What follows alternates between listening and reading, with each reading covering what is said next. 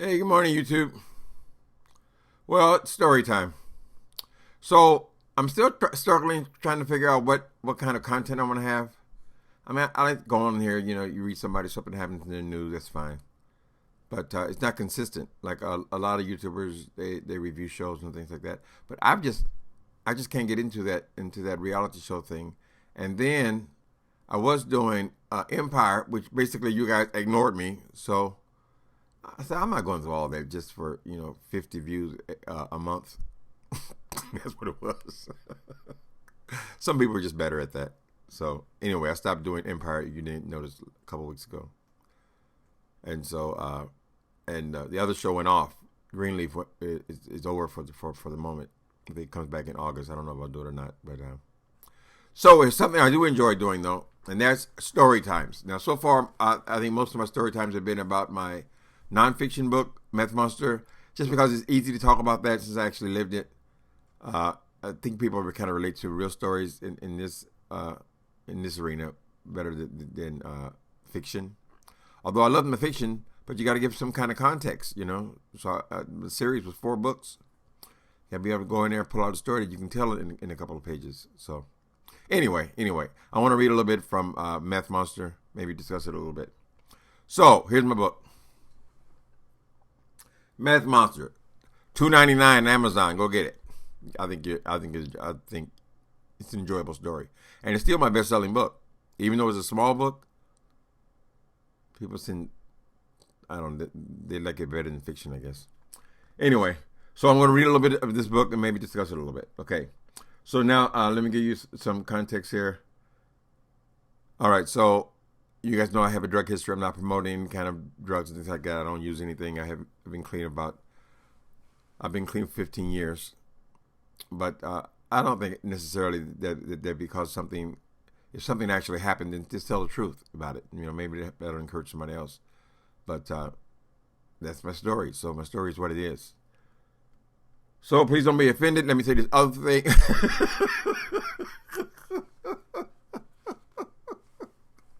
Excuse me, I tickle myself. Okay, but to you right now. If you're the type of person that feels like all black people should only date other black people, do yourself a favor and click off. Because you're going to constantly encounter this kind of stuff fucking with me.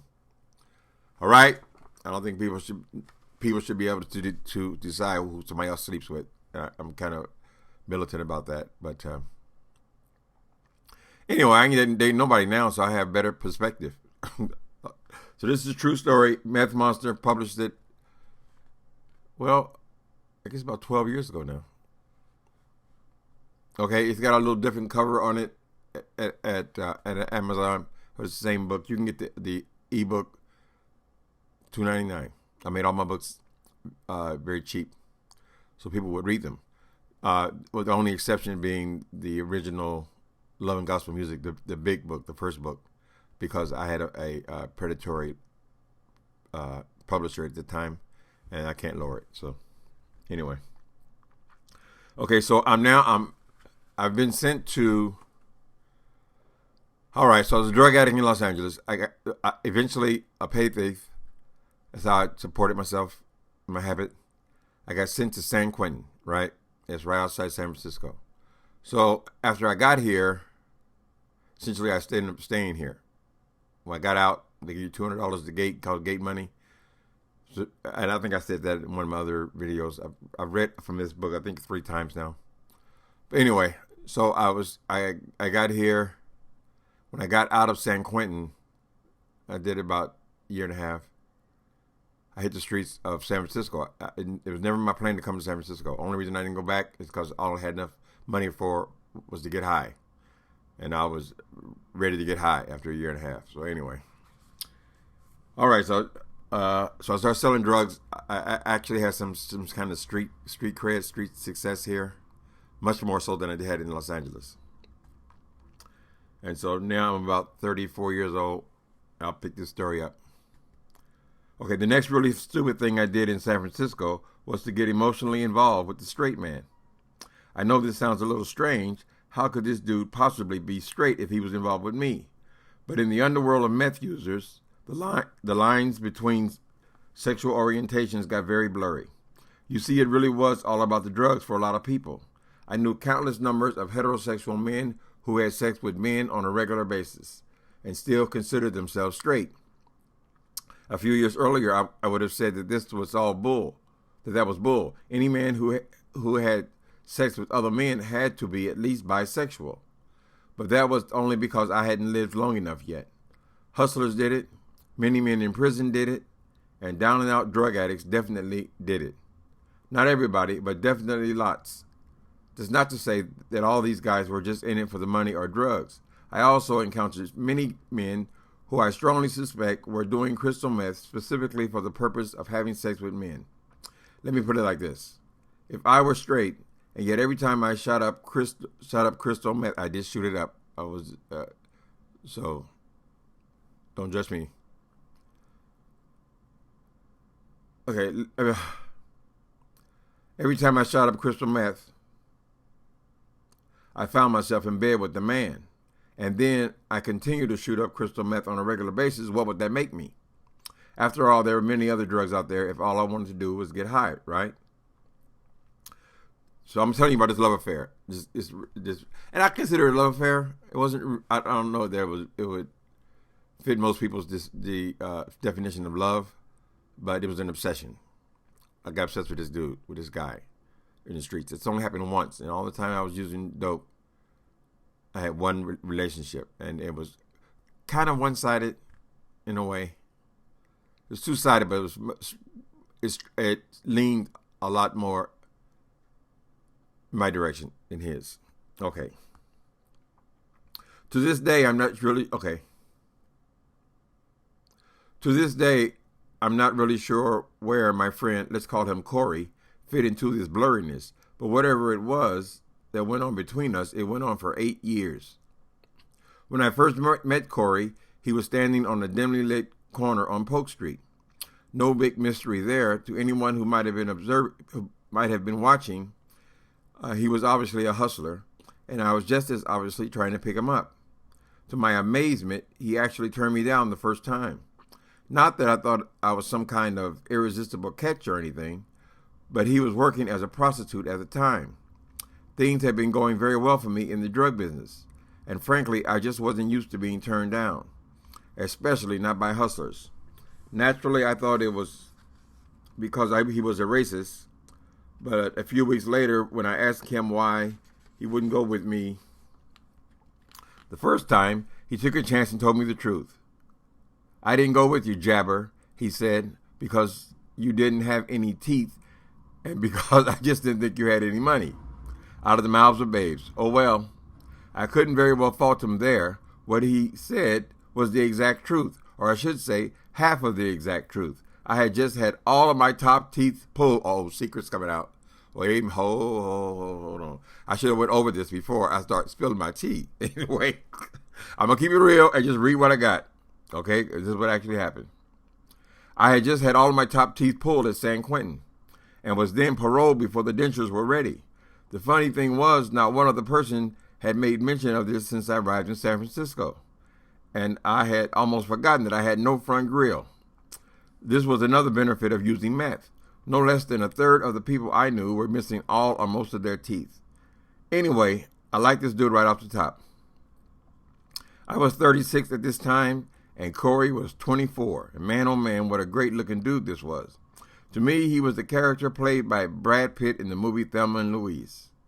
Even though he never told me this, I'm sure that someone on the street must have told him who I was and what I did for a living.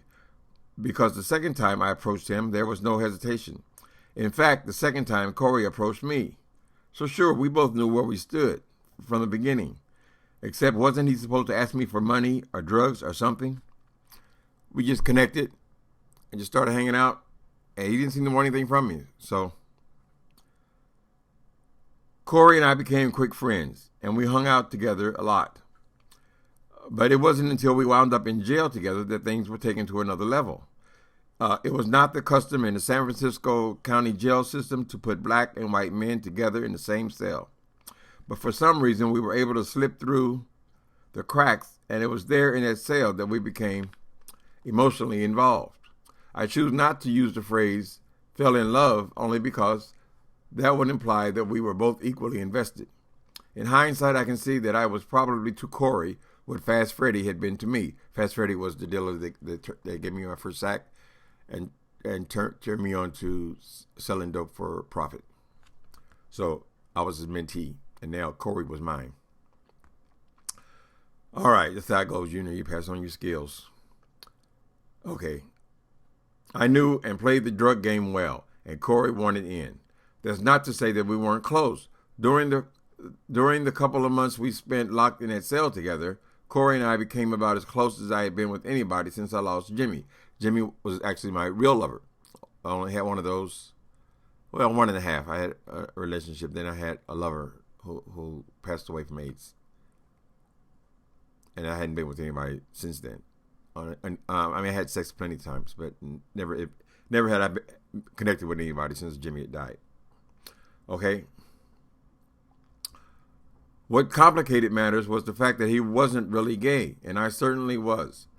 Someone was obviously going to get hurt, and since it wasn't Cory. But for the moment, things were going well. We both went on to prison from there, me on another violation, and Cory for the first time. A few months later, when we got out around the same time, we hooked up as partners in crime.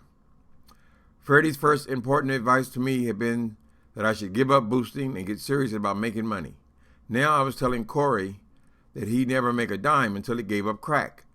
When I met him, he was addicted to both crystal meth and crack cocaine. Both were bad, but crack was worse, at least on the wallet. To my amazement, he gave it up, just like that. In no time flat, Cory was making his own money.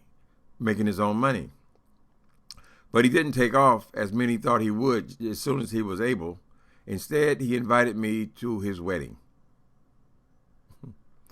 I couldn't believe it. Just as casually as if he were telling me he wore a size 10.5 tennis shoe, Cory informed me that he was engaged to be married. That's what I mean about him not being gay. I think that even a bisexual man would have had the sensitivity to realize that I would be devastated over this. To me, our relationship meant everything. To him, it obviously meant nothing. Oh, well. Yeah, he always wanted me to have relationships with his girl. He saw us being with guys totally different than he saw being with his girlfriends. In fact, he wanted me to meet his girlfriends. And they were aware, his girlfriends, too, while we were together, were aware of our relationship. Let me read a little more. Just a little more. I'll wrap this up in this page. Okay. Well, no matter how I felt about it, Cory got married.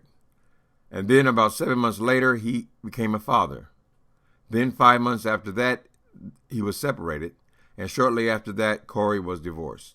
The whole thing from beginning to end lasted about 2 years. And yes, I was still hanging around on the sidelines for all of those 2 years. Not that I was wanting or waiting for him and his wife to break up.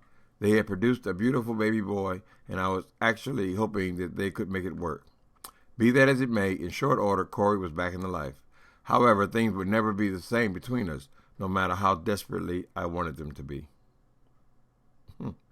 Okay, so that was the whole story of my relationship with this guy who I'm calling Cory. I hope it was a cute story. It leads to other things. I mean, the next part of the book goes into actually coming out of that life. So that's my relationship with a bisexual person. For me, I came out in Hollywood, 19 years old. I knew gay and straight people. I didn't meet what we would consider to be trade. Where basically you're trading your gifts for his. My gifts would be drugs. His gifts would be that other. So I encountered a lot of that in the streets. A lot of bi guys, or straight guys, and the lines were always very blurry. Because after a while, these guys didn't even know if they were gay or not. Because if you're straight, you feel that you're attracted to women, but all you have sex with is men. After a while, I'm sure it's very difficult, because there are many people who I knew in the streets who I used to have sex with, and I knew had sex with other people, or were hustlers, made their living that way. And I see them now, and when they're clean, they're straight again. So you go figure. But anyway, it was a nice relationship. The person, I know he cared about me. When he got married briefly, they had a baby. They named the baby after me. They gave him the middle name, my name. So it was sincere, and we cared about each other. But I was kind of obsessed. I kind of saw life as straight and gay. So if I was involved with a man, I wanted to be really involved with him. And he really wanted to be involved with this girl.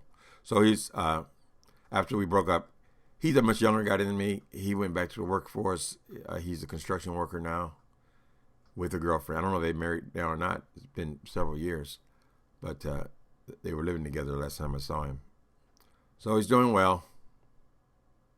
But as far as I know, he's not being with guys at all. Something about, the streets.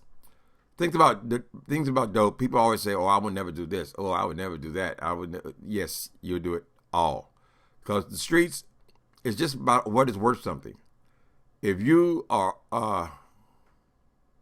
if you're a heterosexual person, but you can acquire drugs, or support yourself, or get money from having sex with men, then that's what you do.